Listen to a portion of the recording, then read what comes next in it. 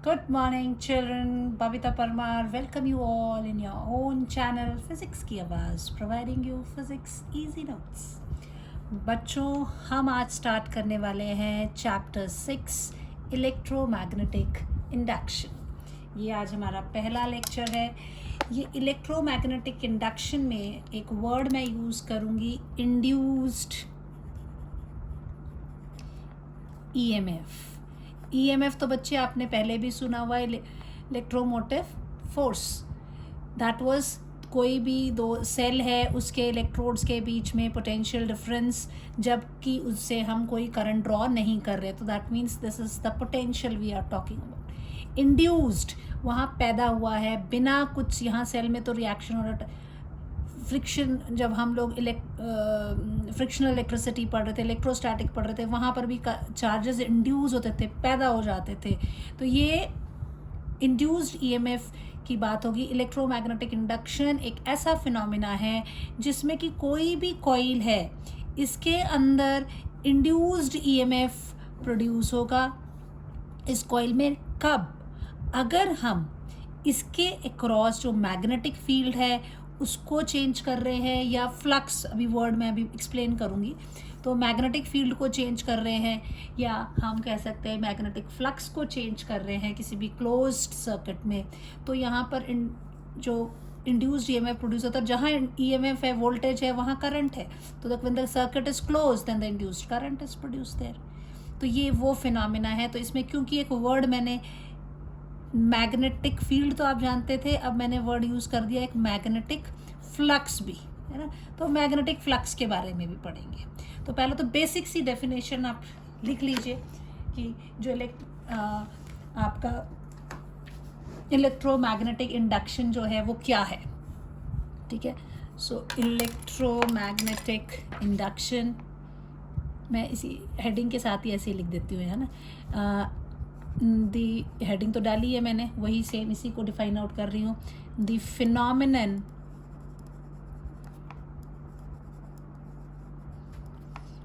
Of producing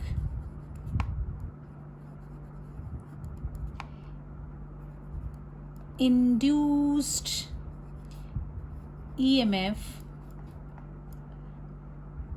and hence induced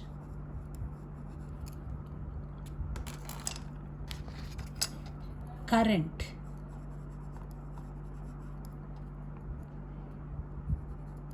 in a closed circuit।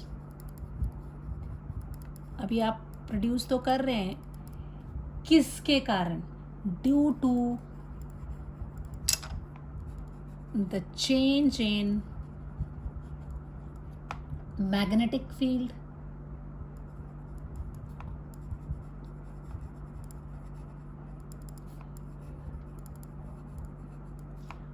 or change in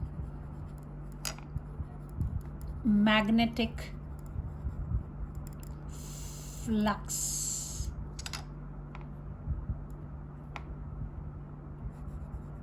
linked with closed circuit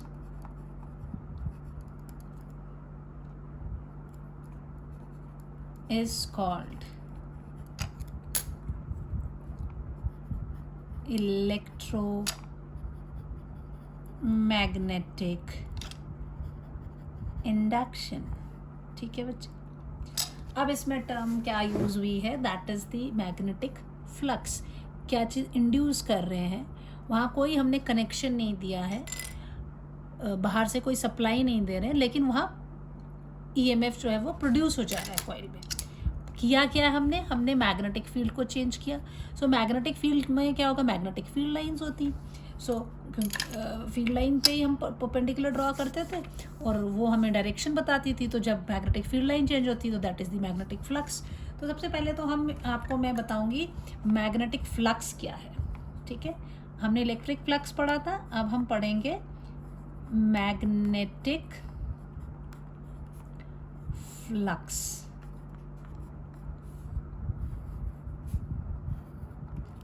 okay, सो किसी भी surface के cross जो magnetic flux होता है, that is the total number of field lines crossing that surface normally 90 degree पे कितनी magnetic field lines उससे निकल के जा रही हैं, तो वो मैग्नेटिक फ्लक्स होता है through the any surface. So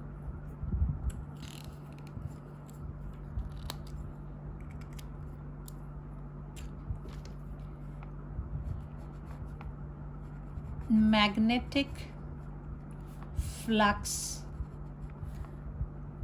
through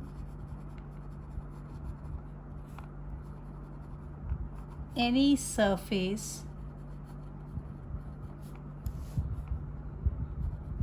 is the total number of magnetic field lines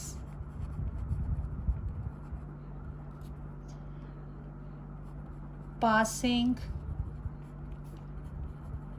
through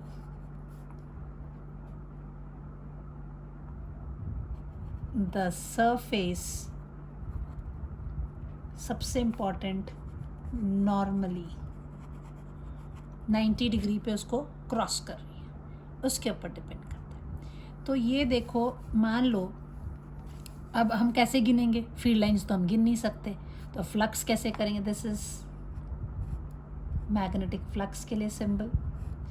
phi E था इलेक्ट्रिक फ्लक्स, फाई बी हम दे रहे हैं मैग्नेटिक फ्लक्स. ठीक है, अब फील्ड लाइंस हम कैसे गिनेंगे. लेकिन अब मान लीजिए ये मैग्नेटिक फील्ड है,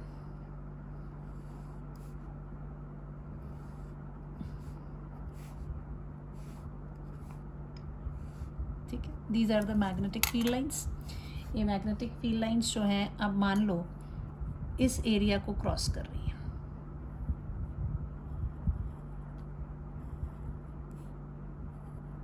ठीक है, 2 मैग्नेटिक फील्ड लाइंस इस सरफेस से गई. अब मैं क्या करती हूँ, ये मैग्नेटिक फील्ड है, मैं यहाँ इस मैग्नेटिक फील्ड को यही सरफेस ले रही हूँ. ठीक है, यहाँ थोड़ा सा केस अलग कर देती हूँ. मान लो यही मेरा सरफेस था, मैंने क्या किया, मैग्नेटिक फील्ड को स्ट्रॉन्ग कर दिया. ठीक है, मैग्नेटिक फील्ड को स्ट्रॉन्ग करूँगी, मतलब स्ट्रॉन्ग फील्ड मीन जहाँ फील्ड लाइंस बहुत पास होती हैं. तो ये जहाँ ये 2 हैं, पहले मैंने 1 2 3 4 बनाई, ये स्ट्रॉन्ग फील्ड है, इसके अंदर ये इतनी सारी हो गई.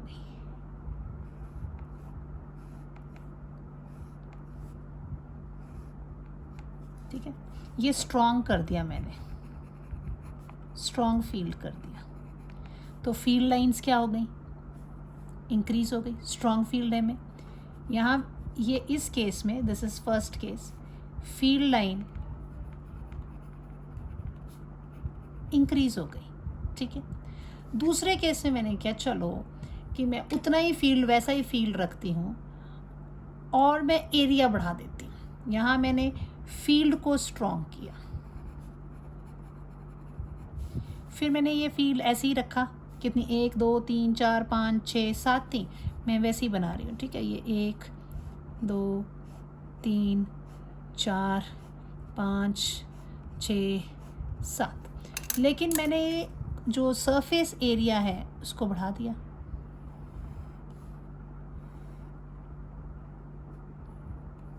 यहाँ मैंने सेकंड ने क्या किया, एरिया इंक्रीज करा. तो अगेन फील्ड लाइन क्या हो गई,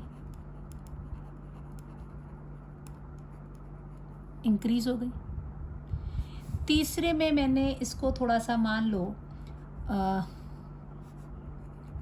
थर्ड केस लेती हूँ, यहाँ पे मैं इसको घुमा देती हूँ थोड़ा सा, क्योंकि जो नॉर्मली वर्ड जो एरिया है, एरिया के नॉर्मली ये निकल रहे हैं, दैट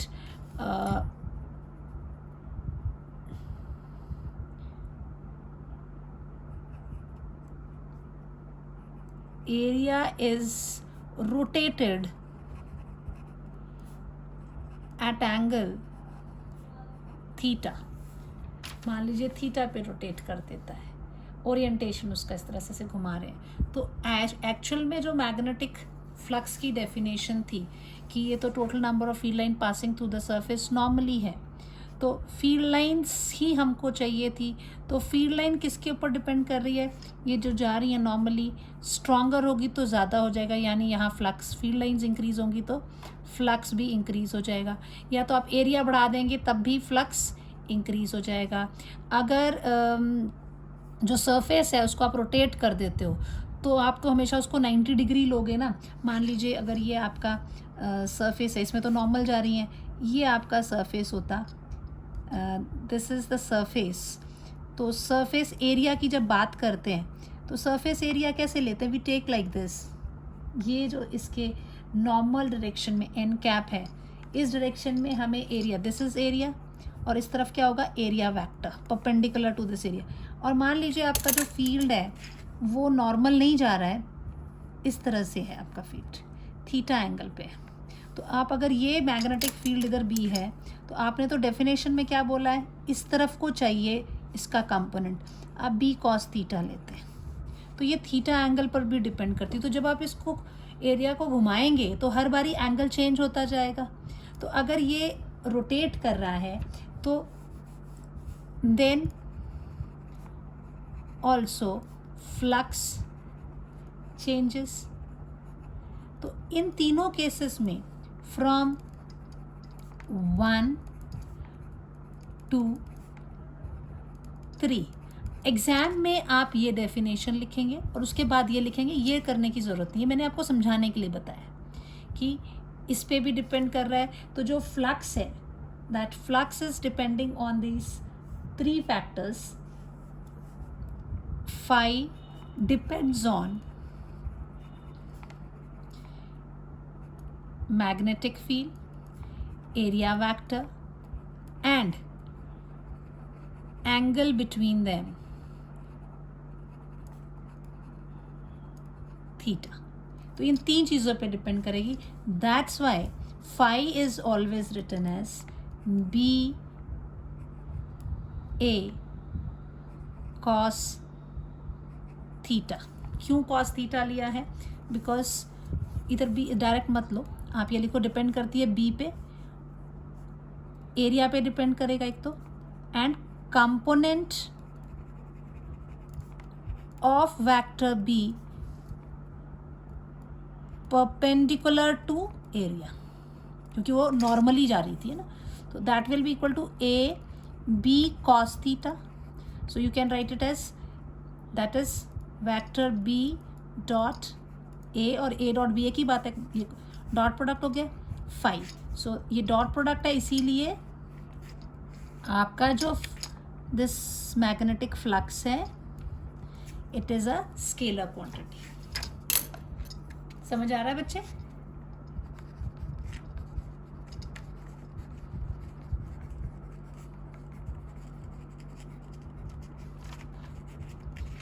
मैग्नेटिक फ्लक्स जो है किसी भी सरफेस के through, that is the magnetic field line passing through the surface normally. अब फील्ड लाइंस तो हम नाप नहीं सकते ना, कैसे नापेंगे, तो उसको समझने के लिए अब इसका मतलब मैग्नेट फील्ड लाइन पर डिपेंड कर रही है। तो हमारे दिमाग में ये आया कि अगर हम उस एरिया स्ट्रॉन्ग फील्ड इस्तेमाल करें तो फील्ड लाइंस उस एरिया में बढ़ जाएंगी, यानी कि फ्लक्स जो है वो एरिया पर डिपेंड करता है, सॉरी फील्ड लाइन पे डिपेंड करता है, strength of the magnetic field.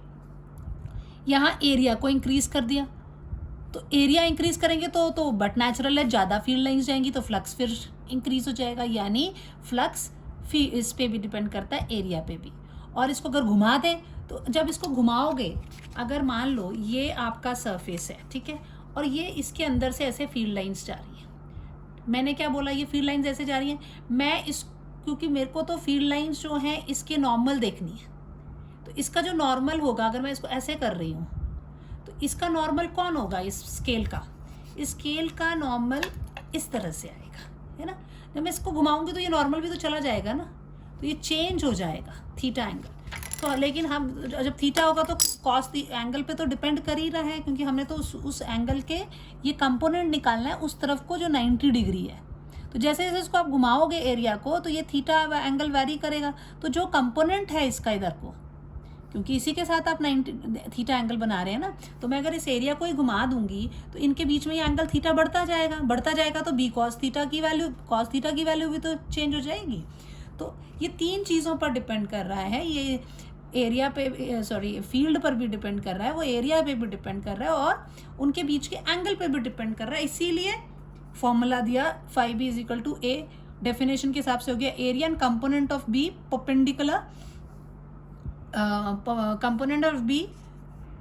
Perpendicular to area.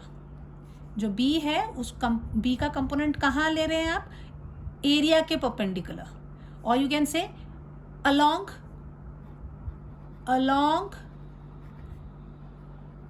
Area vector हमेशा एरिया के परपेंडिकुलर ही होता है। जो आप ले रहे हैं magnetic field along area vector के, तो उसके वगैरह बी कॉस थीटा, इसलिए B cos theta, so this is equal to B A.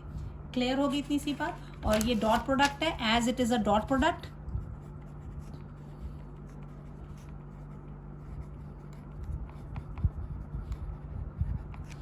therefore it is a scalar quantity। हो गया। आप थोड़ी देर के लिए वीडियो पॉज करें और आप इस नोट्स को लिख लें, ठीक है।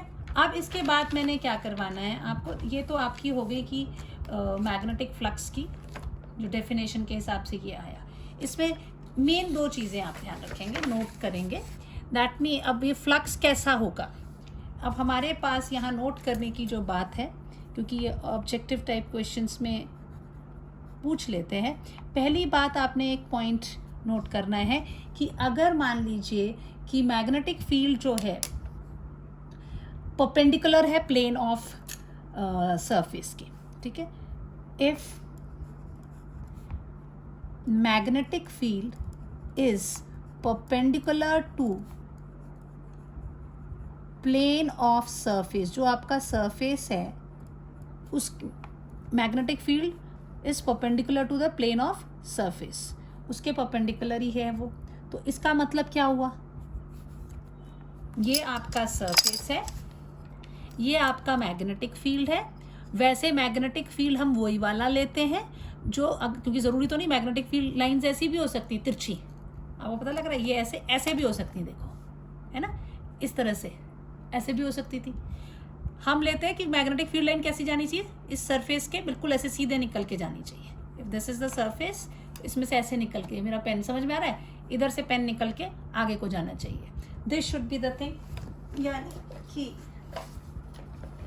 अगर ये आपका सरफेस है तो फील्ड लाइंस को ऐसे, दिख रहा है मेरा पेन, ये आपका सरफेस है तो field line should go like this. Clear हो गया। लेकिन ज़रूरी थोड़ी है कि हमेशा ही फील्ड लाइंस ऐसे जाएंगी। ये फील्ड लाइंस कैसी हो सकती हैं, ये फील्ड लाइंस ऐसी थोड़ी सी टेढ़ी भी हो सकती हैं, सरफेस से निकलती भी।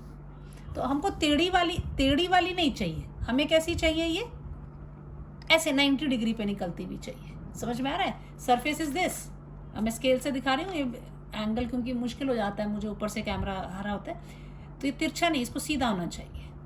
तो हमेशा हम क्या करते हैं, अगर वो तिरछा होता है तो हम इसका कंपोनेंट ले लेते हैं कि ये ऐसा तिरछा है, तो ये कंपोनेंट अगर मान लीजिए इधर को जा रही है फील्ड लाइंस, तो हम क्या करते हैं, हमें तो ऐसी चाहिए, तो इधर को जा रहा तो हम देते थीटा एंगल बना लेते। तो अगर ये बी इधर जा रहा तो हम कहते हैं बी कॉस थीटा इधर जाएगा। अब ये कह रहा है magnetic field is perpendicular to the plane, ये पहले ही परपेंडिकुलर है, इसके परपेंडिकुलर ही है। तो फ्लक्स में तो हम बोलते हैं ना कि परपेंडिकुलरली ही जाना चाहिए। तो एंगल कितना है बी और एरिया वेक्टर में। So if magnetic field is perpendicular to this, then angle between B vector and area vector theta is equal to कितना हो जाएगा, 0 डिग्री हो जाएगा, क्योंकि परपेंडिकुलर पहले ही उसके परपेंडिकुलर, और एरिया वेक्टर तो होता ही परपेंडिकुलर है, तो theta is equal to 0। So phi B की जो वैल्यू है that is B A cos 0 degree, which is cos 0 degree is equal to how much, 1। So this is equal to B A, that is maximum magnetic flux. Clear हो गया। Second case लेते हैं। अगर आपका magnetic field जो है is along the plane of paper, if magnetic field is along the plane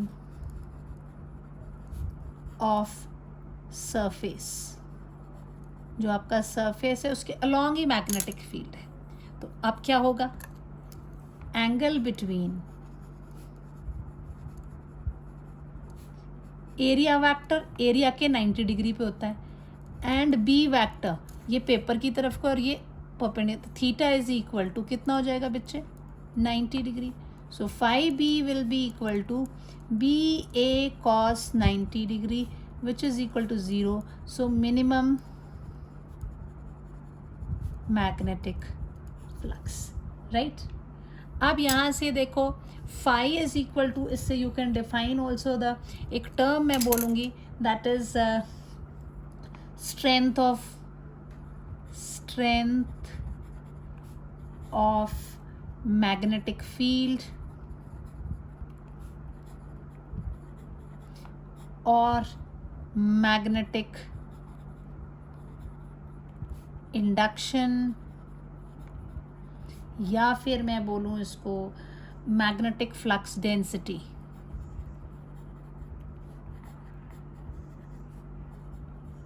कोई भी टर्म मैं इसका इस्तेमाल करूँ, यहाँ पे one and the same thing I am talking about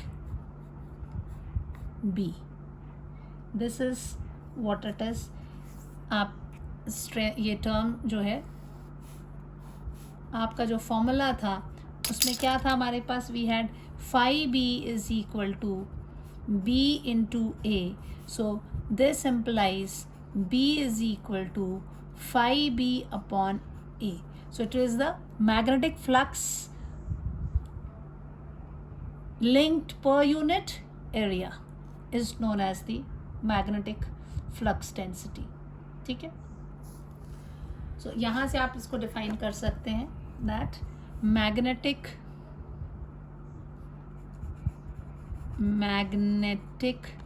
flux density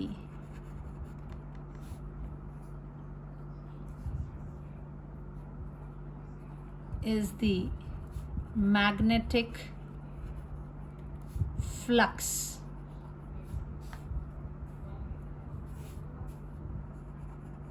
associated normally, है ना, 90 डिग्री पे per unit area. Magnetic flux density is the magnetic flux associated normally per unit area is clear. अब इसमें magnetic flux की unit कर देते हैं phi. जब भी कोई नई चीज़ हम पढ़ते हैं, सो फाई बी की जो बारे में जो मेन बातें हैं, सबसे पहली चीज़ आपने क्या ध्यान रखनी है फाई बी के बारे में, that is phi B is equal to basic formula B A cos theta, सबसे इम्पॉर्टेंट ये. दूसरी बात ये क्या है, वेक्टर क्वांटिटी, सॉरी क्या क्वांटिटी है, स्केलर क्वांटिटी. ठीक है. तीसरी बात इसकी SI unit, that is weber, इसको W भी उससे रिप्रेजेंट करते हैं. CGS unit is maxwell, and इन दोनों में जो रिलेशन है that 1 maxwell is equal to 10 raised to the power minus 8 weber. Unit हो गई आपकी. ठीक है. देन क्योंकि ये यहाँ से एक और चीज़, ये मैग्नेटिक फील्ड हमने टेस्ला में पढ़ा था, ये एरिया मीटर स्क्वायर में, and 1 weber is equal to 1 tesla metre square, या वेबर इज इक्वल टू, आप ऐसे कह दीजिए, weber is equal to tesla metre square. इस फॉर्मूला से ही आपने ये चीज़ें ध्यान रखनी है. अब आती है चौथी, that is dimensional formula. Phi is equal to B A तो हमें पता है, कॉस थीटा का कोई रोल नहीं है। अब यहाँ बी क्या है, कुछ याद आ रहा है? अगर हम देखते थे दैट वाज, अगर force experience by charge in a magnetic field, तो हम क्या करते थे, B was equal to Q V B sine theta, ऐसे लिखते थे। तो यहाँ पर you can say that this is equal to, इसमें अगर इसको नेग्लेक्ट कर देते हैं, एंगल का तो कोई काम नहीं है, तो you can write this was the force experience ना, मैग्नेटिक फील्ड में जो फोर्स एक्सपीरियंस होता था तो ये होता था। तो यहाँ से बी की वैल्यू को क्या लिख सकते हैं, you can write F upon Q V sine theta. Sine theta का कोई डायमेंशन तो होना नहीं है, तो this is it's a number, so this will be written as, इसको मैं लिख सकती हूँ F upon Q V into area. अब देखो सारी चीज़ों के डायमेंशनल फॉर्मूला पता है, फोर्स का कितना होता है M L T minus two, area का कितना होता है एल स्क्वेयर, राइट।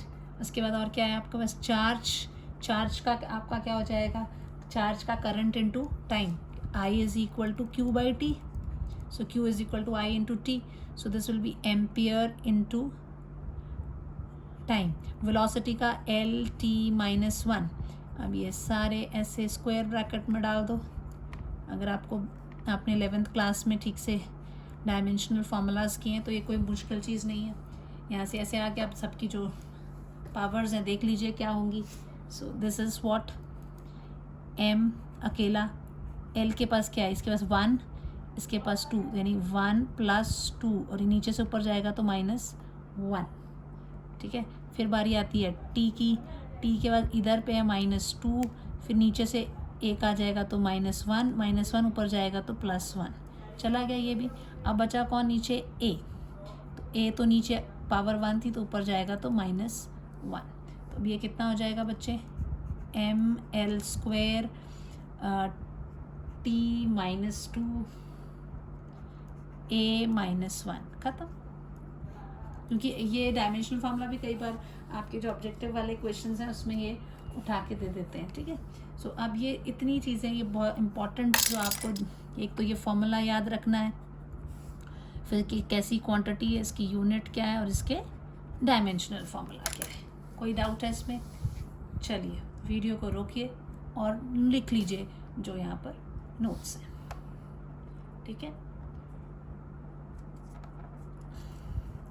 अब इसके बाद हम देखेंगे कि अगर ये तो देखो, एक और बात मैं बताती हूँ, जस्ट 1 2 3 4 एक चीज़ और छोटी वो भी बताती हूँ, 5वीं चीज़, कि अगर ये तो हुआ जब मैग्नेटिक फील्ड आपका जो है यूनिफॉर्म होगा या तो नॉन यूनिफॉर्म होगा, ठीक है ना। सो एक और point, when magnetic field is uniform, ठीक है, जब तो वो यूनिफॉर्म है तब तो आप सिंपली क्या कर देंगे, phi B is equal to B A cos theta, ख़त्म, ठीक है। But when magnetic field is variable, हमेशा थोड़ी है कि वो आपका मैग्नेटिक फील्ड सेम ही रहने वाला है ना। So if the magnetic field is variable, तो आप क्या करेंगे, हम इस जो भी सरफेस है, अगर ये आपका सरफेस है, ये है, ठीक है, तो यहाँ से मान लीजिए B1 मैग्नेटिक फील्ड है, यहाँ से जो है दैट इज़ B2, ठीक है, या इस सर से नॉर्मली एरिया से निकल रहा है, दिस इज़ B3। ये छोटे छोटे एरियाज देखेंगे फिर हम, नॉन यूनिफॉर्म है ना, हर जगह अलग अलग फील्ड है, उसमें पैरेलल लाइंस होती थी, हर जगह मैग्नेटिक फील्ड क्या होता था, सेम होता था, ठीक है। दिस इज से area 1, this is area 2, this is area 3, छोटे छोटे एरियाज में। तो हम इसमें when magnetic field is variable, तो हम सरफेस को डिवाइड कर देते हैं एरिया एलिमेंट में। So in this case we divide surface into number of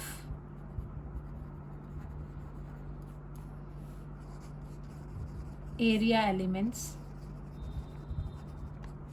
ठीक है, सो अब मान लीजिए छोटे छोटे एरिया, तो डेल्टा वर्ड ले लेते हैं, delta A, delta B, element से delta A1, delta A2, delta A3 and so on. इस तरह से डिवाइड आउट करते हैं कि हर वो जो छोटा सा एलिमेंट होगा उस केस के लिए वो जो मैग्नेटिक फील्ड है वो कांस्टेंट होगा, such that each area has constant magnetic field से B1, B2, B3 dot dot dot respectively. सब में उधर पे B1 कांस्टेंट है, B2 कांस्टेंट है, B3 कांस्टेंट है, इस तरह से।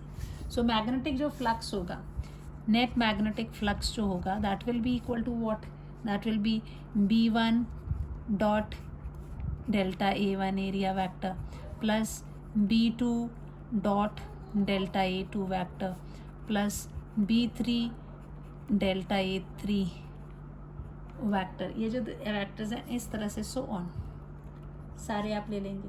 अगर this if delta B A जो है, this can be written as equal to summation of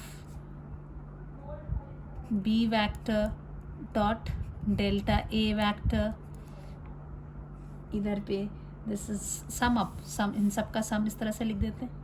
now if delta A tend to 0, that is very small, 10 to 0, then above equation, ये limit लगा देते हैं हम, will be what, इसको आप लिखेंगे this phi b will be equal to integral of the surface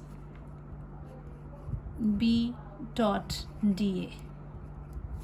ठीक है, इसको इंटीग्रेशन में छोटा, बहुत छोटा है तो हम डिफरेंट dA के फॉर्म में, तो ये फॉर्मूला बन जाता है b डॉट ए। तो इसका मतलब आप ये कह सकते हैं कि phi is equal to B into A, अगर दिया हुआ इस तरह से लिखा तब भी, और this is also equal to B dot d S, word भी यूज़ होता है कई जगह, d S, d A vector और d S vector one and the same है, सेम।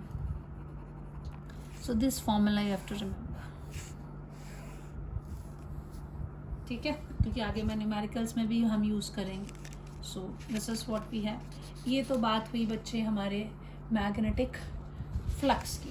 अब बहुत ही मज़ेदार चीज़ करने वाले हैं, that is Faraday's law of electromagnetic induction.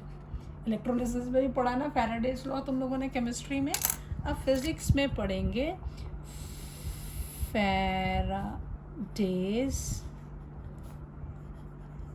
Laws of electromagnetic induction. इसमें बड़ा अच्छी चीज़ें जो हैं हमने करनी है। Faraday's law of electromagnetic induction, दो लॉज इन्होंने दिए, ठीक है, laws of electromagnetic induction.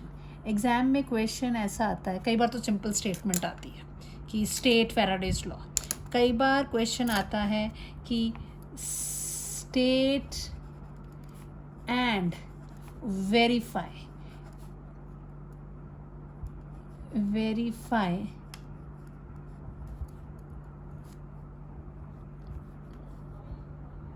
Faraday's law of electromagnetic induction।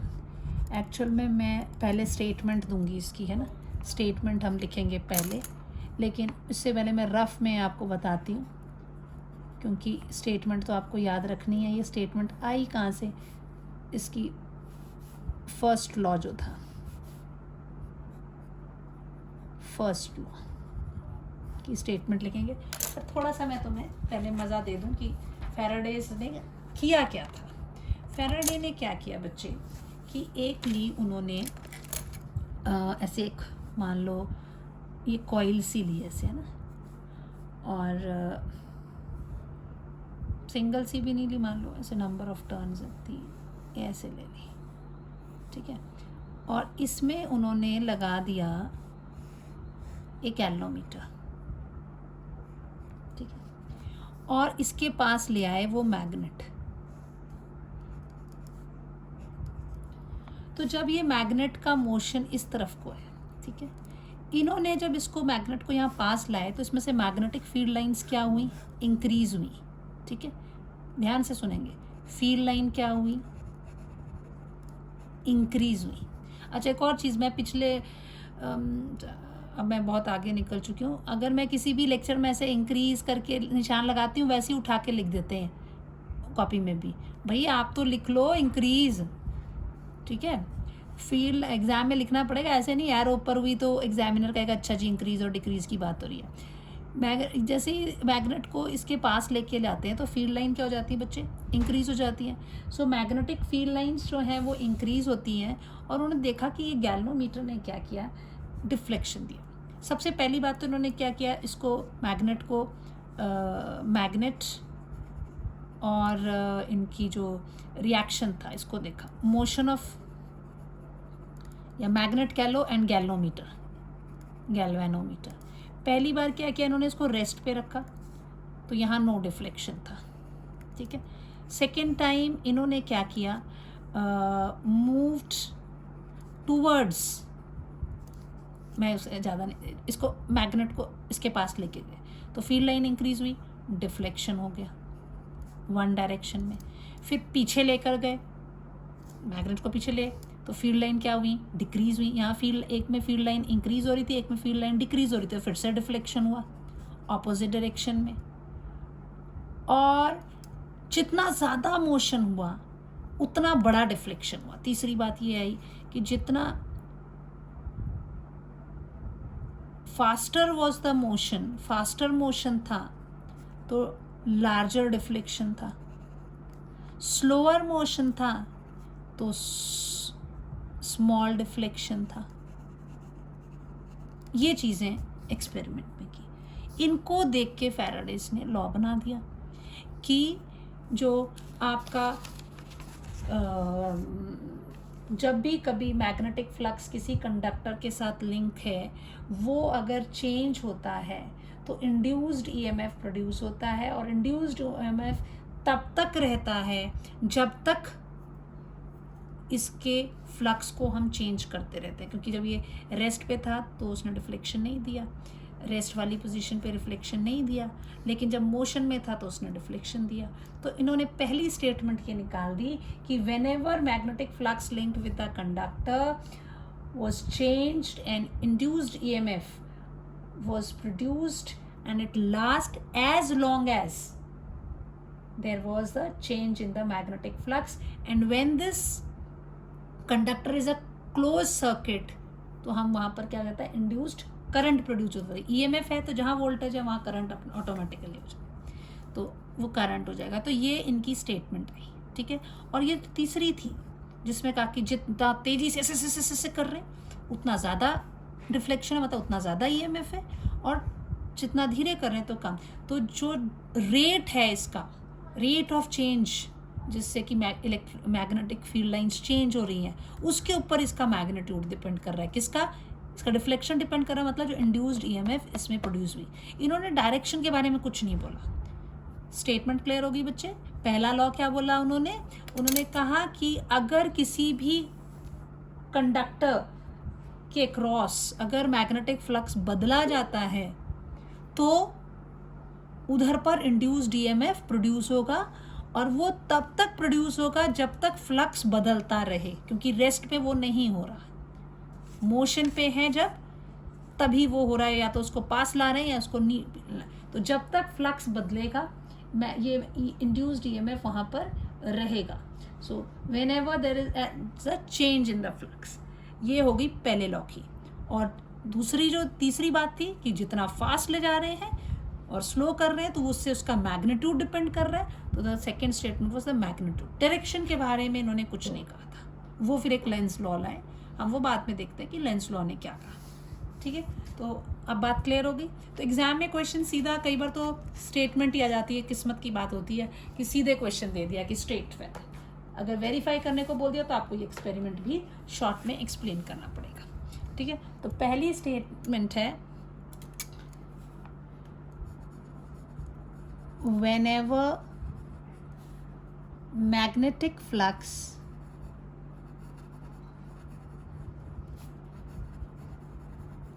linked with a conductor changes, induced EMF is produced. Induced EMF is produced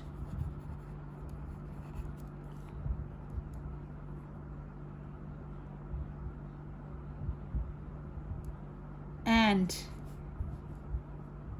produce which कर लो, which last as long as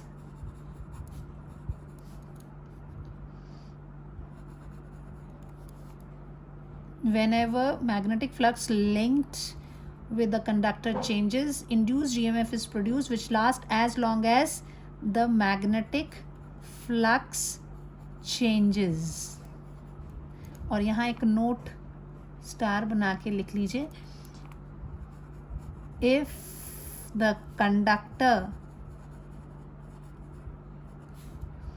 forms a closed circuit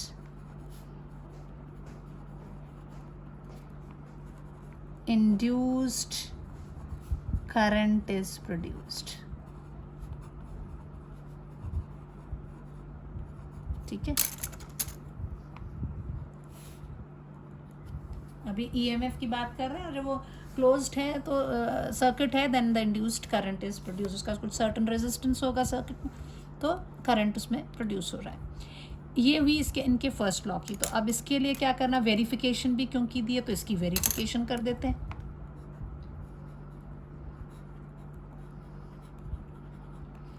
ये हम ले लेते हैं ये coil,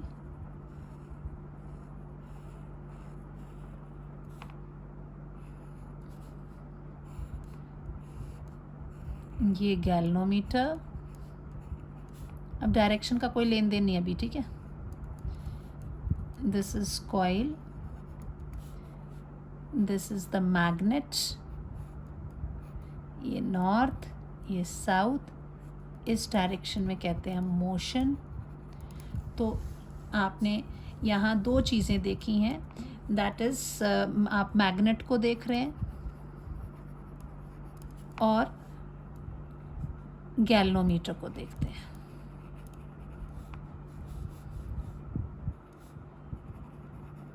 तो conclusion रहते हैं, जब मैग्नेट रेस्ट पर है, no deflection,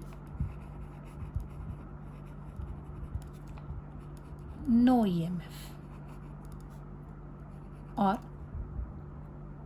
no induced EMF और इंड्यूस्ड करंट, ठीक है। Second, north pole moved towards coil, तो दिस एम्प्लाइज, यहाँ फील्ड लाइन भी लिख लेते हैं, फील्ड लाइन, नो चेंज, यहाँ लिखेंगे, थोड़ा मुझे ठीक से करना चाहिए था,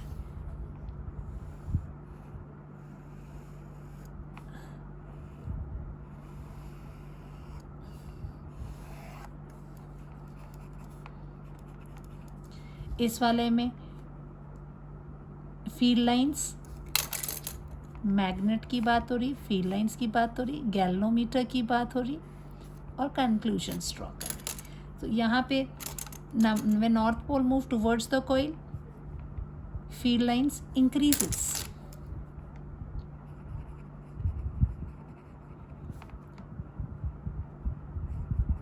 Galvanometer gives deflection, है ना, ये डिफ्लेक्शन दे देगा आपका, जो गैल्वेनोमीटर है उसमें डिफ्लेक्शन दे देनी। तो कंक्लूजन क्या हो जाता है कि अगर वो डिफ्लेक्शन दे रहा है, that means it is giving, आपका जो ये लाइट कहाँ गई भैया, if the galvanometer is giving a deflection, it means that some induced current is produced. Induced EMF or current produced in circuit. तीसरा, north pole taken away, decrease, magnetic field line decrease, deflection in opposite direction, which means induced EMF is produced. ठीक है, तो जब भी motion होगा, whenever the magnetic flux changes from these above 3 points,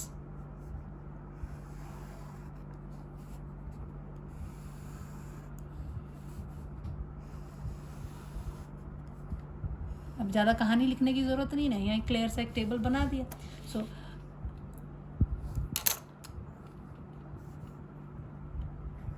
above 3 conclusions,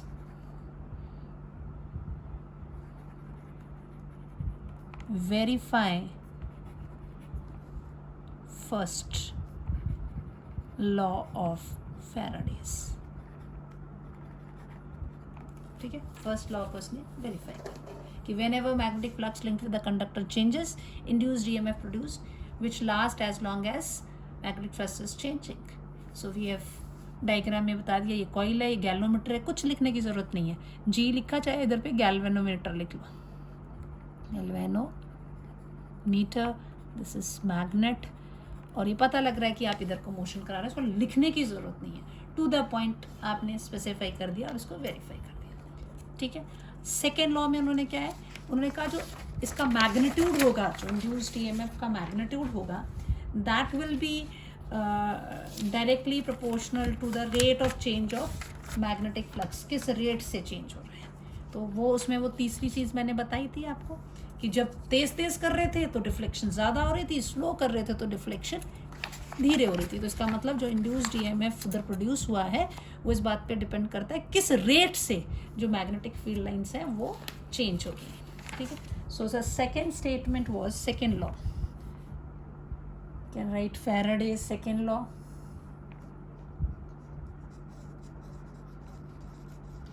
Faraday's second law of EMI, first law तो हमने कर दिया, सेकेंड लॉ, दोनों लॉ एक साथ आते हैं, ऐसा नहीं है एक लॉ नहीं आएगा, दोनों ही आते हैं जब अगर थ्योरेटिकल क्वेश्चन आता है। तो न्यूमेरिकल है तो फिर वैल्यू निकालने को देंगे। ठीक है, सो ये कहता है कि the magnitude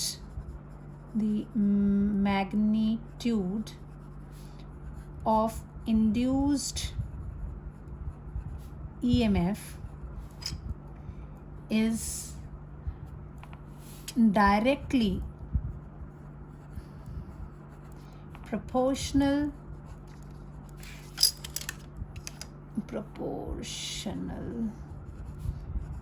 to the rate of change of magnetic flux। So वो in the above experimental setup, इसकी भी verification।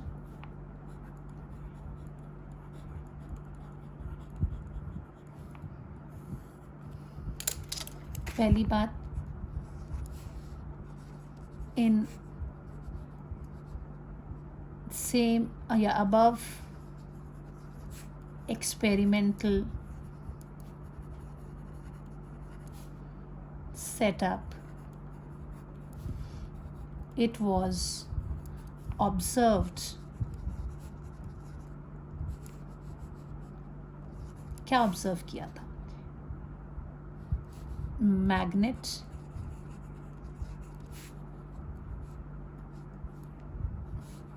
then field line, then you have galvanometer and conclusions. जब मैग्नेट को moved faster, more field line crosses coil. Galvanometer gave large deflection. That means more, या large कह सकते हैं, large induced EMF or current produced. ठीक है. दूसरी बात,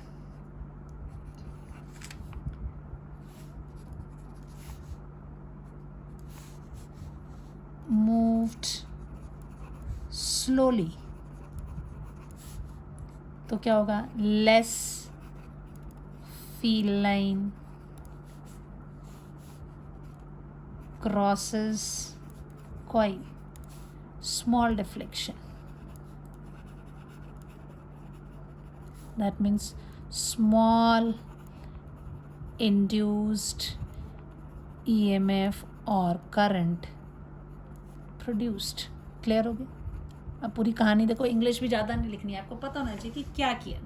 तेज़ी से घुमाया, फील्ड लाइन ज़्यादा हुई, लार्ज डिफ्लेक्शन दिया उसने, तो ये तो these above 2 points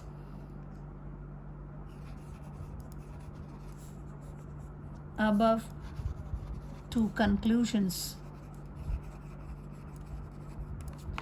verify second law. Clear हो गया बच्चे? अब इसको देख भी लेते हैं. मान लीजिए phi1 जो है,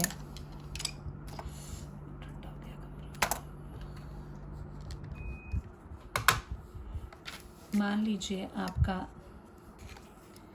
phi1 है. Let phi1 magnetic flux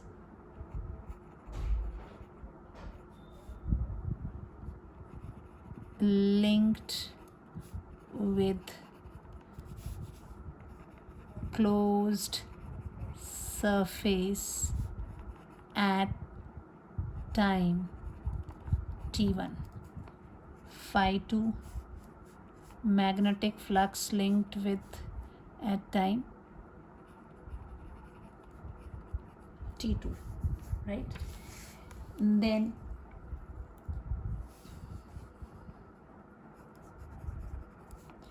change in flux in time interval t2 minus t1 is equal to phi2 minus phi1. So from therefore induced EMF, इसको हम मैग्नीट्यूड जो इसका होगा, therefore मैग्नीट्यूड, क्योंकि वर्ड यूज किया था, magnitude of induced EMF, this is sine like this, ऐसे लिख देते हैं. ठीक है. EMF का जो इंड्यूस्ड EMF आपका होगा, that will be equal to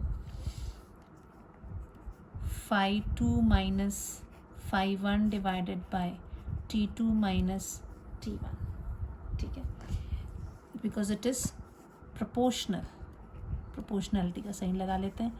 this will be equal to, जब इसको इक्वल टू में किया, a constant k was there, this was delta phi by delta t.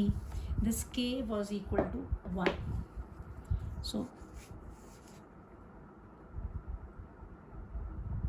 k constant of proportionality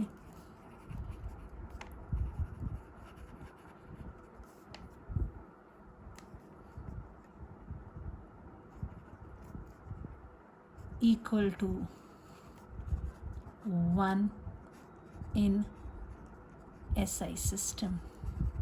इसकी value जो है आपकी 1 थी, तो के की एवरेज, हेंस इसमें जो आपको याद रखना है, नोट कर लिया बच्चे, वीडियो को पॉज करो एंड नोट डाउन. ठीक है, ओके.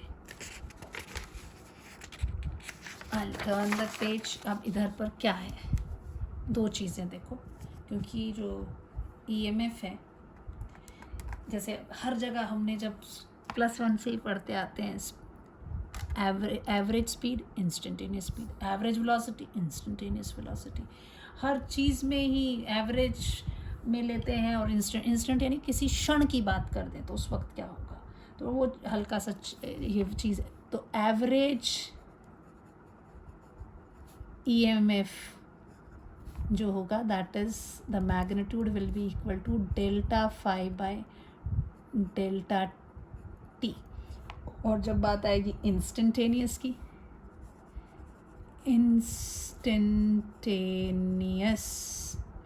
ईएमएफ, तो हम क्या कर देते तब, at any instant that the delta t tend to 0, so this EMF will be equal to d phi by dt. Differential करना है क्योंकि न्यूमेरिकल्स हमारे आएंगे इसमें. ठीक है, अगर एक और चीज़, if n is the number of turns in a coil, then this EMF is equal to n times, आप कह लो d phi by dt, और n times उस तरह से, जैसे भी आपको लिखना है. ठीक है, अगर if this is also, if R is the resistance of the closed circuit, resistance of closed circuit, then your I will be equal to what, EMF that is induced, है ना, upon the resistance, Ohm's law के हिसाब से. So this is also induced, ना, will be equal to your this upon R, which can be written as 1 by R d phi by dt. phi के साथ b नीचे लगा देते हैं, b, changing the flux. This is what we have. इसमें एक यही लिमिटेशन है, कई बार बोल देते हैं कि लिमिटेशन क्या है इसकी, इसमें कमी क्या रह गई. इसने डायरेक्शन के बारे में नहीं बताया. The limitation was that this law gives no information about the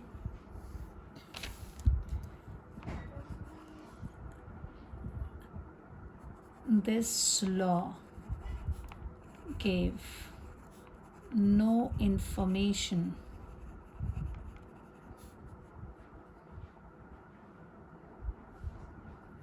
of polarity of induced EMF or direction of induced current. वो हम पढ़ेंगे नेक्स्ट लेक्चर में कि किसने दिया था उसको. ठीक है, अब इसके ऊपर थोड़े से न्यूमेरिकल कर लेते हैं. मेरे ख्याल से आप बच्चों को सारी चीज़ समझ आ गई होगी. आज फैराडेज की हमने कोई ख़ास ज़्यादा चीज़ें की नहीं. इसमें हमने एक मैग्नेटिक फ्लक्स पढ़ा. मैग्नेटिक फ्लक्स जो है वो फील्ड के ऊपर भी डिपेंड करता है, फील्ड एरिया पे डिपेंड करता है, फील्ड पर डिपेंड करता है, और उसके rotated eight an angle theta के ऊपर जिस पे वो रोटेट आउट हो रहा है, 3 चीज़ों पर डिपेंड करता था. इसलिए इसके फार्मूला में ये चीज़ें आ गई. अदरवाइज उन्होंने तो सीधा फील्ड लाइन कहा था, फील्ड लाइन बैठ के थोड़ी ना गिनने बैठेंगे। सो वो वहाँ से इन चीज़ों पर डिपेंड कर रही थी। तो दैट इज़ डेफिनेशन के हिसाब से area into the component of B, कौन सा वाला, परपेंडिकुलर टू द एरिया, जो एरिया के परपेंडिकुलरली क्रॉस करता होगा, B cos theta. So B dot A, ये क्या हो गया आपका scalar quantity because it's a dot product. फिर हमने इसके बारे में सारी ये यूनिट्स, इसकी डायमेंशनल फार्मूला देख ली, याद रखनी है। वेबर जो है फ्लक्स की एसआई यूनिट है, मैक्सवेल इसकी सीजीएस यूनिट है। अगर वेरिएबल हो आपका मैग्नेटिक फील्ड तो आप इस तरह से लिखेंगे इसको, है ना। एंड लॉज पढ़े, लॉज बहुत मज़ेदार थे, मेरे ख्याल से सभी बच्चों को अच्छे लगे होंगे।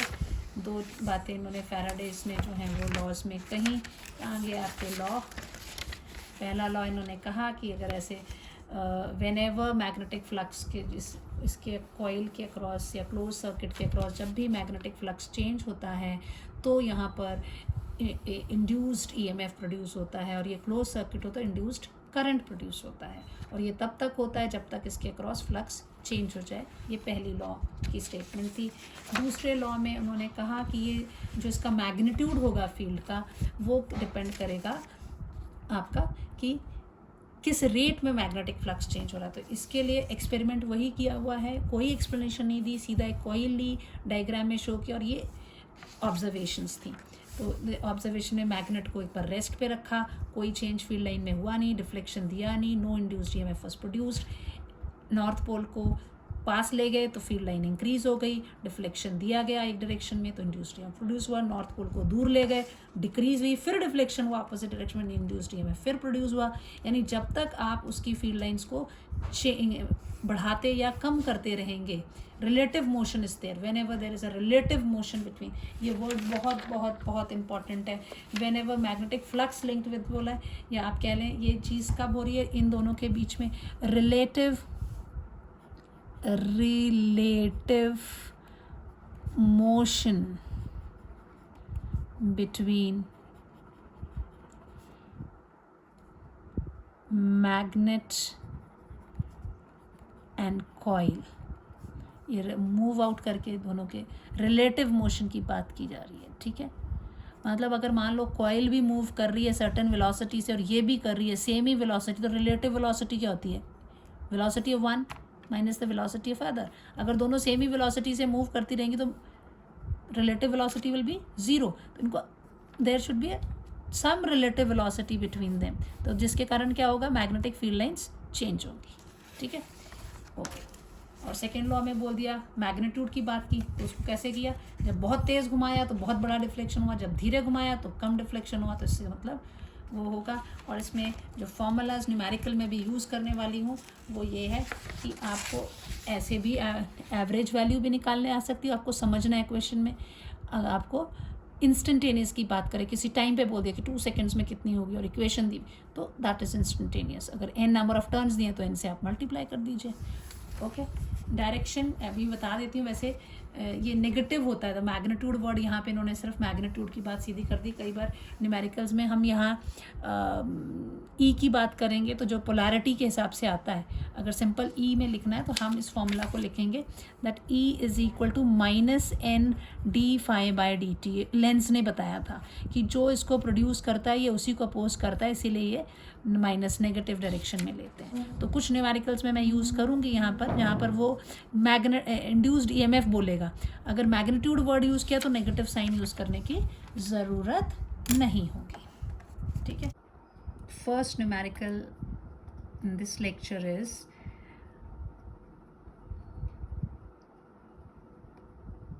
the magnetic field perpendicular to the plane of loop। जो आपको लूप दिया हुआ है, दैट लूप, उस लूप के परपेंडिकुलर है मैग्नेटिक फील्ड, है ना।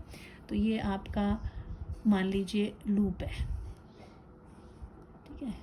लूप कैसे भी शेप तो नहीं है, स्कोल भी ले सकते थे, मैंने रेक्टेंगुलर ले लिया। Magnetic field perpendicular to the plane of loop, इसके परपेंडिकुलर डायरेक्शन में ये आपकी मैग्नेटिक फील्ड है, ठीक है, परपेंडिकुलर डायरेक्शन। तो नॉर्मल भी एन कैप भी आपका इधर ही को होगा परपेंडिकुलर। एरिया दिया हुआ है, area is given 0.1 metre square. तो area vector is also in this direction, normal की तरफ कोई होता है एरिया वेक्टर। फील्ड कितना दिया हुआ है बच्चे, 0.2 टेस्ला, कन्वर्जन कुछ नहीं दी है।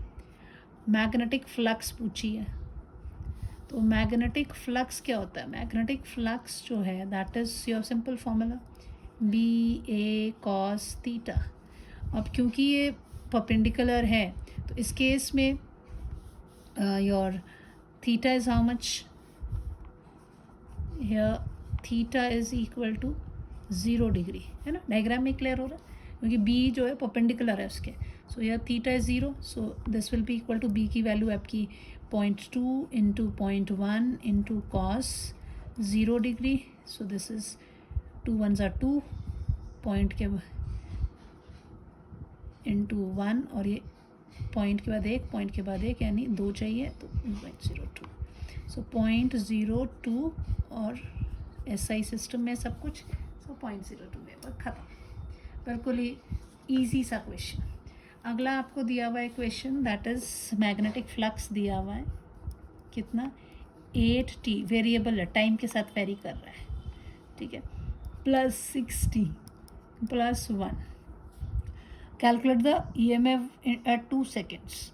आपको इंड्यूस्ड EMF निकालना है 2 second and induced current in the if the resistance is 30 ohms।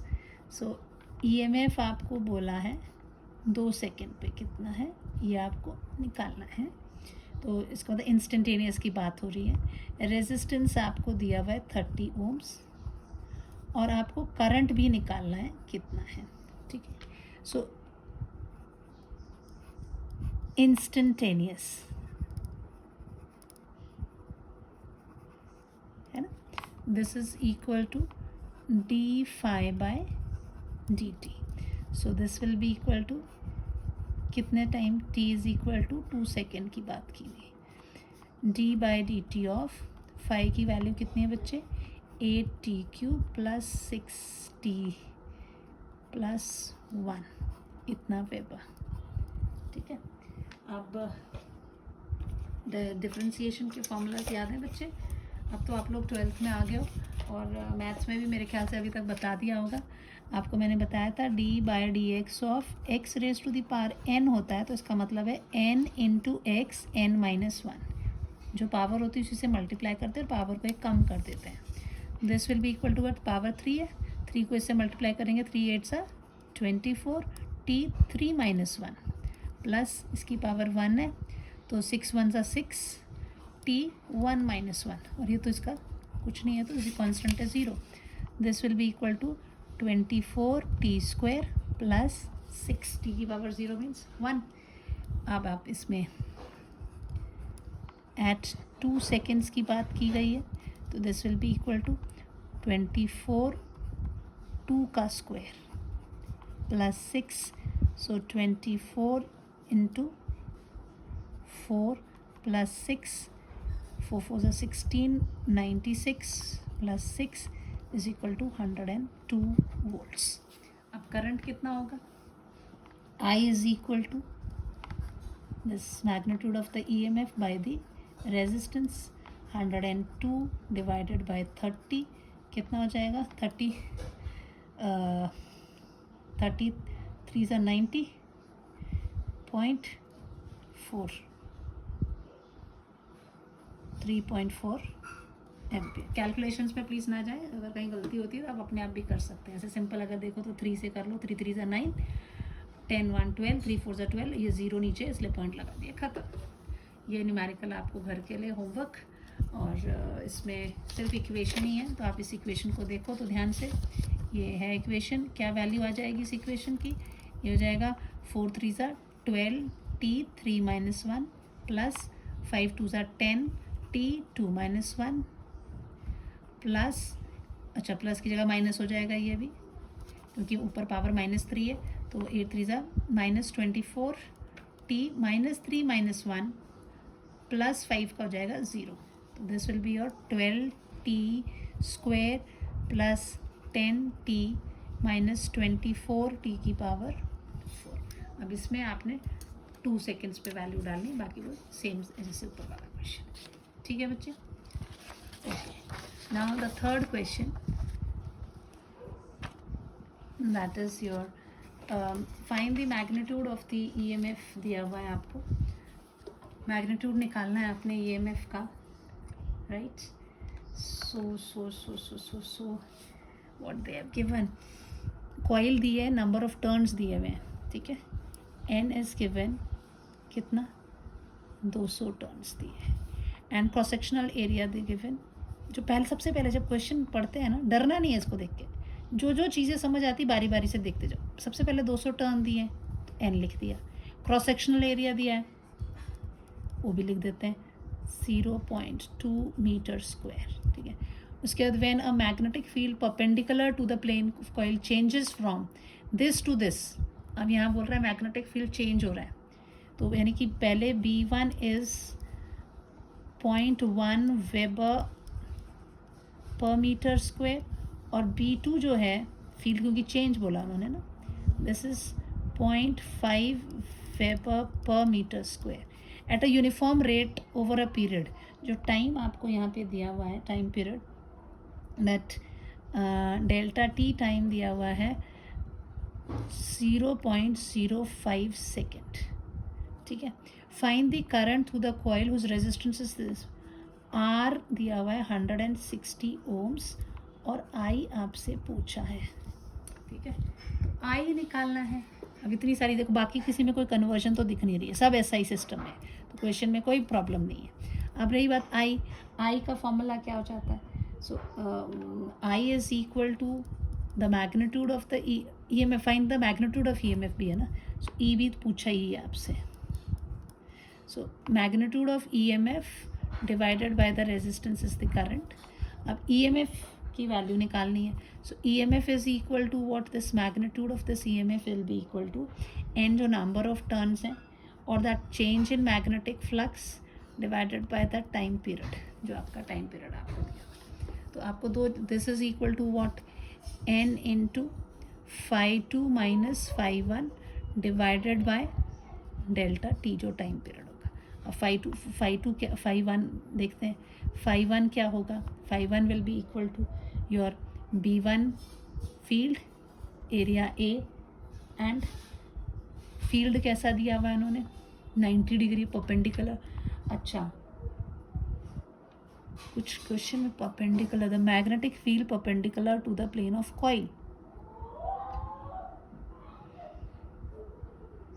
changes from this at a uniform rate.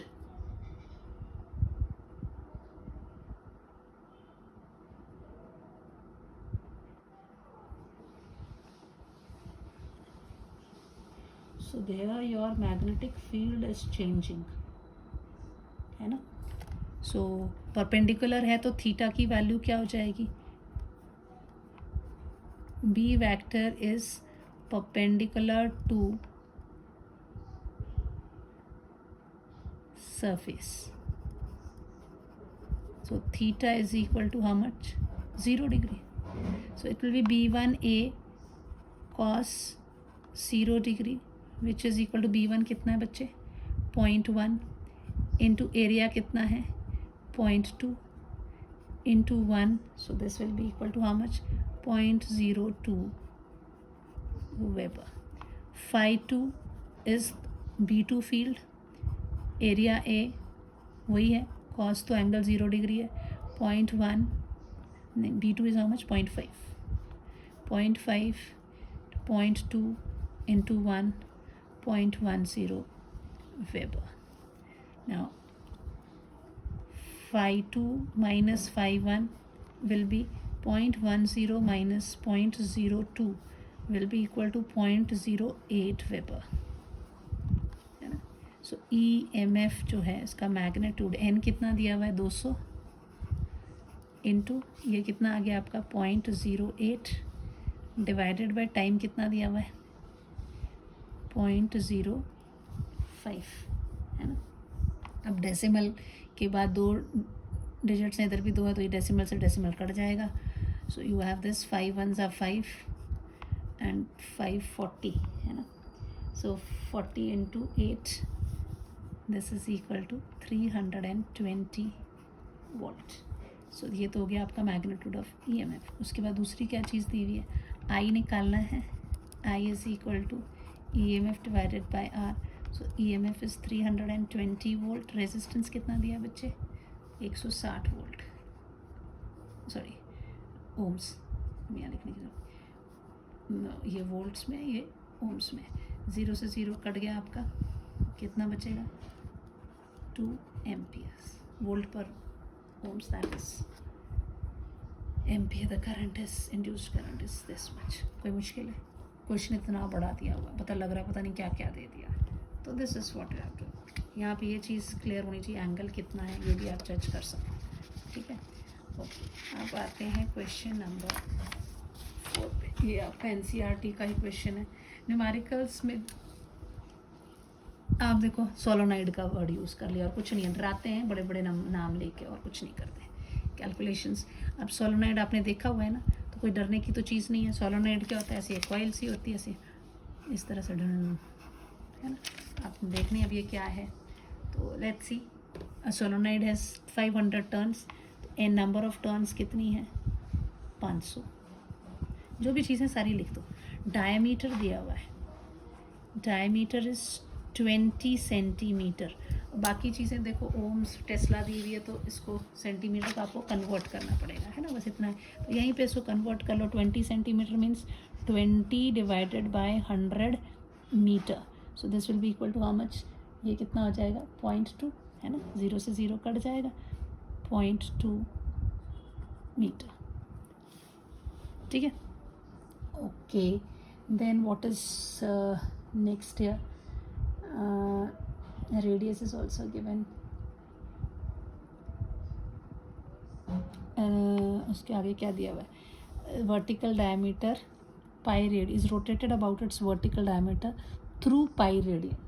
अब उसको 180 डिग्री से रोटेट किया है, ठीक है। तो यानी कि पहले कोई एंगल होगा, फिर किसी एंगल पे, तो थीटा रोटेटेड बाय 180 डिग्री, है ना, पाई रेडियन। इसका मतलब यही है 180 डिग्री। दैट इज थीटा 1 जो है दैट इज 0 एंड थीटा 2, यहाँ पर एंगल बदल दिया है 180 डिग्री, ठीक है। एंगल से इसे चेंज कर दिया। टाइम कितना लिया इसके लिए इन्होंने, 1/4 सेकेंड्स लिए, ठीक है। व्हेन हॉरिजॉन्टल फील्ड, आपका जो फील्ड है वो horizontal, that is 3 × 10⁻⁻8 tesla act normal to the plane. वो नॉर्मल एक्ट कर रहा है, ठीक है। This is what we have. Find the induced EMF and current in the coil. अब आपको रेजिस्टेंस भी दिया हुआ है 2 ohms, ठीक है। ये सारी चीज़ें अब न्यूमेरिकल में देख के बच्चे छोड़ देंगे इसको, क्योंकि इसमें कुछ भी नहीं है। वही आपको देखना पड़ेगा कि ईएमएफ क्या होता है। This EMF is equal to what, आपका ईएमएफ होता है बच्चे, क्या फॉर्मूला बताया था, this EMF is equal to find induced EMF. देखो मैग्नीट्यूड वर्ड यूज़ नहीं किया है, तो हम यहाँ पे -n d∅2 -∅1, क्योंकि change in the flux divided by the time interval, ऐसे लेंगे। तो अब ये चीज़ें कैलकुलेट करनी पड़ेंगी। ∅2 is what, ∅2 will be equal to आपका मैग्नेटिक फील्ड, आपका एरिया टू cos थीटा 2, अगर इस तरह लेंगे ना, so this will be equal to your BA cos 180 degree, theta 2 is 180, and ∅1 क्या होगा, BA cos theta 1, so it will be BA cos 0 degree, ठीक है। सो E की वैल्यू जो है बच्चे -n कितना है, पहले यहीं लिख देते हैं n, ये देखो दोनों को माइनस करेंगे, दोनों के पास BA है, इसलिए बाहर निकाल देते हैं। cos 180 degree minus cos 0 degree divided by delta t. This will be minus n. b is how much? Minus n की इतना है 500 ना, 500 इंटू बी कितना है 3 इंटू 10⁻⁻8 ब्रैकेट के अंदर cos 180 degree. So cos 180 is -1, cos 0 is 1, -1 divided by time कितना दिया हुआ है 1/4 सेकेंड है. यूनिट लिखने की जरूरत डायरेक्ट लिखिए. This is 500 -500 into 3 into 10⁻⁻8 into -2. ये 1/4 का 4 ऊपर भेज देते हैं तो इंटू 4 चला जाएगा ऊपर, माइनस माइनस प्लस हो जाएगा. ये हो गया आपका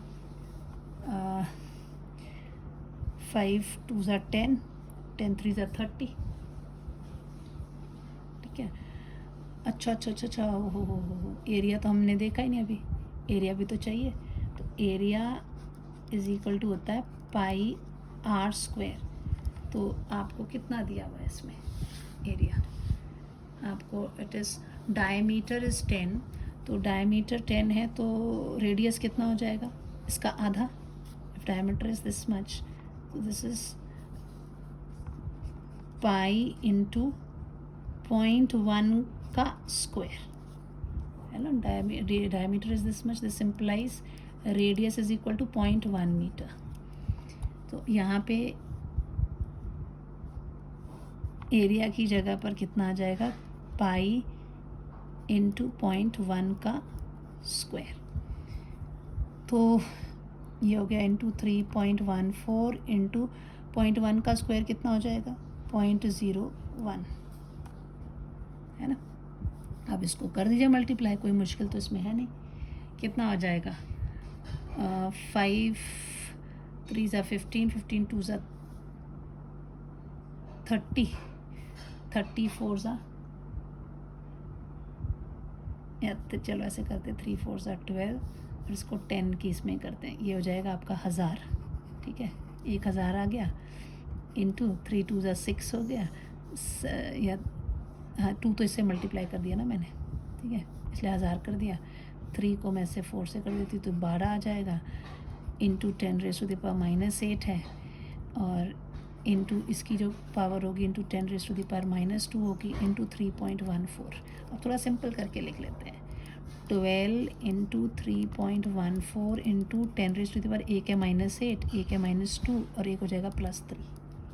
ठीक है ना. और कोई चेंज तो नहीं आया इसमें.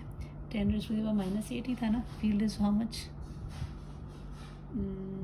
Field is given. Okay. So इसको -8 अगर दिया हुआ है इन्होंने क्वेश्चन में तो कितना हो गया -8 -2 +3. तो इसको 12 इंटू 3.14 से कर दीजिए. 3.14 इंटू 12 को मल्टीप्लाई कर दीजिए. 2 4 ज़ा 8, 2 1 ज़ा 2, 2 3 ज़ा 6, 4 1 3. भाई कैलकुलेशन में गलतियाँ हो तो प्लीज़ बोलने नहीं लगना. प्लस माइनस में गलती होगी मैडम. कॉन्सेप्ट समझना है. ठीक है. 7 3. सो दिस इज़ 3.37 पॉइंट है ना. 2 ही डेसिमल. 37.68 37.68 इंटू 10⁻⁻, कितना हो जाएगा 10. 10 में से 7 -7. इसको मैं अगर 3 इसको मैं लिखूँ 3.7. मर्जी थोड़ी है मेरी कि लिख चलेगी मर्जी. मैंने डेसिमल इधर किया तो 10 छोटा कर दिया ना तो 1 और बढ़ेगा इंटू 10⁻⁻7. तो दिस इज़ राउंड फिगर में करूँगी तो 3.8 लिख सकती हूँ इंटू 10⁻⁻7 + 1 -6 वोल्ट. ये इतना जो है आपका पावर्स की चेकिंग कर लेना भाई. -6 वोल्ट आ गया. I will be equal to how much E/R. So this is 3.8 into 10⁻⁻6 divided by resistance कितना दिया बच्चे 2 ohms. So this will be equal to 2 1 ज़ा 2 2 सॉरी ये देखा 3.8 से 8 1 2 1 2 2 9 18 into 10⁻⁻6 एम्पियर करंट आ गया। ओके, और लास्ट न्यूमेरिकल आपका है a square loop of side 10 centimetre and resistance. ये बड़ा थोड़ा सा ट्विस्ट किया हुआ, ये भी एनसीईआरटी का ही है, ठीक है, this is also from NCERT. आप जो है दिनेश की बुक को भी अच्छे से यूज़ करिए, जिन हैं दिनेश की बुक अच्छी है, और आपकी एनसीईआरटी की बुक्स एचसी वर्मा आपने यूज़ करनी कर लीजिए, बहुत ज़्यादा हाई लेवल पे चली जाती है, प्रदीप वाली भी, तो बेटर है कि आप दिनेश और एनसीईआरटी की बुक्स को कंसर्न करें।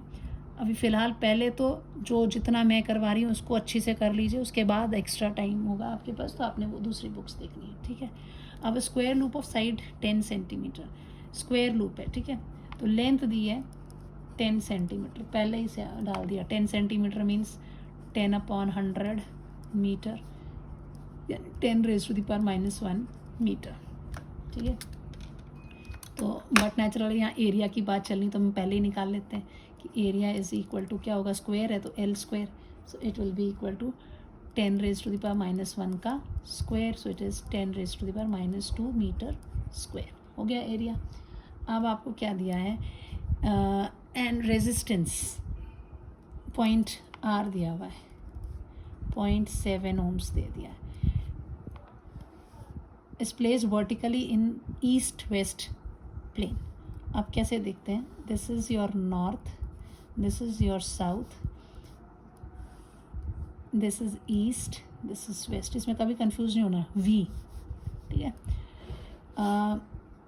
अब जो आपका स्क्वायर वो है किस में बोला इन्होंने, ईस्ट वेस्ट प्लेन में, यानी ये आपका हो गया स्क्वायर लूप। और यूनिफॉर्म मैग्नेटिक फील्ड दिया हुआ है